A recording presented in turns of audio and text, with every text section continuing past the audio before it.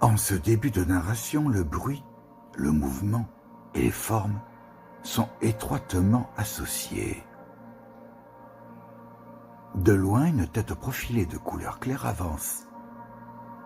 Sa largeur grossit peu à peu, tandis qu'un son aigu et clair, comme celui d'une bouche d'aération, emplit l'air jusqu'à devenir de plus en plus net, de plus en plus puissant. Maintenant, sur un tracé rectiligne composé de barres parallèles, sur des rails, les différents wagons se succèdent à grande vitesse. Le faible intervalle libre entre eux créant une rupture régulière dans le bruit ample et étouffé de la masse totale qui n'a pas encore fini de franchir le même point, le même niveau.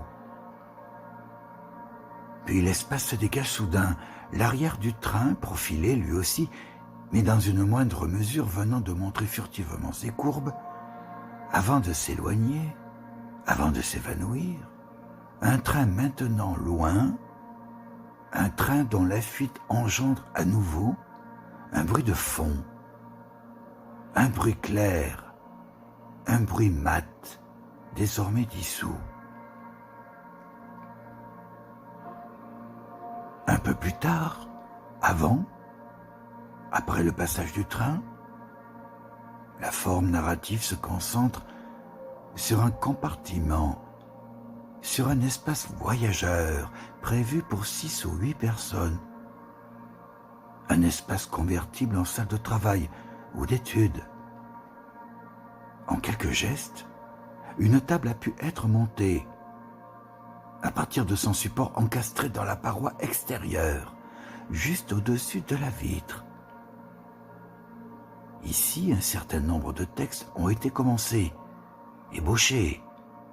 Un certain nombre de fictions ont vu le jour, au fil des heures, du défilement extérieur du paysage, au fil de l'imagination aussi.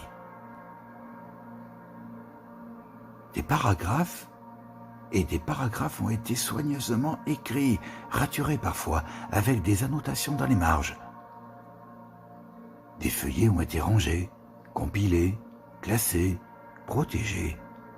D'autres ont été sortis, repris, corrigés.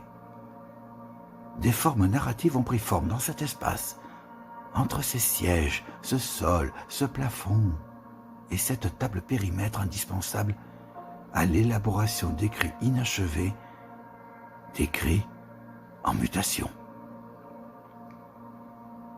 La vitesse du train vient de décroître de manière substantielle.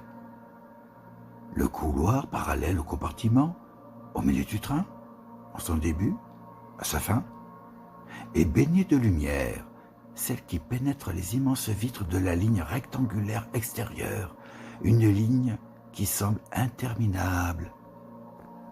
Dans un autre couloir, identique en tout point au précédent, le narrateur, à la suite d'une disjonction des portes intermédiaires, une disjonction latérale, a avancé sa silhouette qui se fait entendre par le bruit de ses pas.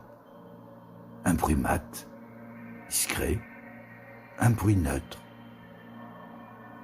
La foulée continue, déambulatoire, avant de s'arrêter quelques instants, donnant toute latitude au silence. Un silence compact qui permet de se rendre compte du capitonnage intégral de l'espace intérieur, de sa totale insonorisation. Puis ce sont des pas inverses qui reprennent, le narrateur ayant décidé de rebrousser chemin pour marcher dans l'autre sens ou rejoindre le compartiment.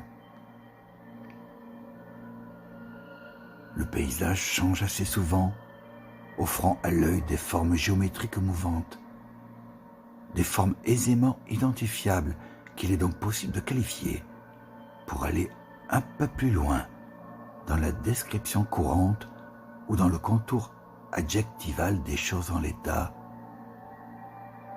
Des terres arasées sans doute abondamment cultivées, des forêts plus ou moins denses, dont la présence atteste de l'aspect initial de la nature, des champs bordés, autrement dit des bocages. Ces paysages dans le paysage, cet enchâssement, pourrait-on dire, est une succession de courbes et de droites, où la verticalité et l'horizontalité sont en alternance. Une alternance qui apparaît rapidement, qui se reproduit en corrélation avec la vitesse élevée de la machine, en corrélation avec la topographie des régions. Pendant ce temps, les formes narratives ont encore bougé. D'improbables voies ont été empruntées afin de trouver une destination encore inconnue. Pendant ce temps, de nouveaux feuillets ont été noircis, d'une écriture rapide et souple, d'une écriture droite, rectiligne. Le narrateur, à nouveau dans le couloir, s'est figé devant le paysage, devant le dehors. Sa tête maintenant se tourne vers l'avant du train, là-bas, au loin, qui se dessine de plus en plus grâce à une portion ferroviaire en forme d'arc, qui permet de voir le lien étroit, indissociable, entre la machine et le sol. Une portion qui permet de voir un certain nombre de wagons, tous identiques, se succéder ou se suivre. Une portion qui permet de voir l'étendue claire de la machine. Une sorte de long rectangle blanc aux arêtes arrondies, afin que le caractère profilé de la cabine, en contact direct avec l'air qu'elle pourfend, une cabine désormais invisible, avec le franchissement de l'arc par le milieu et l'arrière de la machine. Pendant ce temps, donc, c'est une forme oblongue, blanche et aérodynamique qui a dominé le paysage, qui a dominé le champ oculaire du narrateur, qui a sollicité son attention. Alors que le temps passe, de manière fluide et abstraite, alors que le paysage continue de faire défiler sa topographie, alors que la vitesse du train est toujours importante, des formes narratives ont été arrêtées, choisies par la nécessité ou la conviction, choisies en tout cas par la subjectivité du narrateur, une subjectivité décidée. La fiction qui était en cours comporte toutes les données habituellement répandues pour sa lecture, à savoir un titre, des paragraphes, une certaine longueur, une structure ou un fil conducteur. Il n'y a plus rien sur la table maintenant. Tandis que le narrateur, assis confortablement dans le compartiment, a tourné le visage vers l'extérieur, vers le dehors, vers ce paysage qui continue de défiler inlassablement. Sa silhouette est statique, comme son regard, dans lequel se reflètent les différentes formes de la topographie. En progressant dans l'interprétation de sa posture, aller plus loin, sans obligatoirement y voir plus clair, on pourrait penser qu'il est en train de faire une pause, donnant toute liberté à un moment méditatif ou contemplatif, ou bien essayant de se rapprocher d'un état mental tout entier, dévolu au repos. Mais est-ce possible? À moins qu'il ne songe déjà, volontairement, involontairement, à de nouvelles formes narratives qui tôt ou tard devront être couchées sur le papier. Puis c'est la vitesse du train qui se fait à nouveau sentir à travers le défilement accéléré du paysage, une sensation si grande qu'elle occupe toute la place de la narration, une narration si importante qu'elle a comme effacé ou gommé les précédentes supputations sur la disposition mentale du narrateur, comme si elle n'avait jamais existé en somme.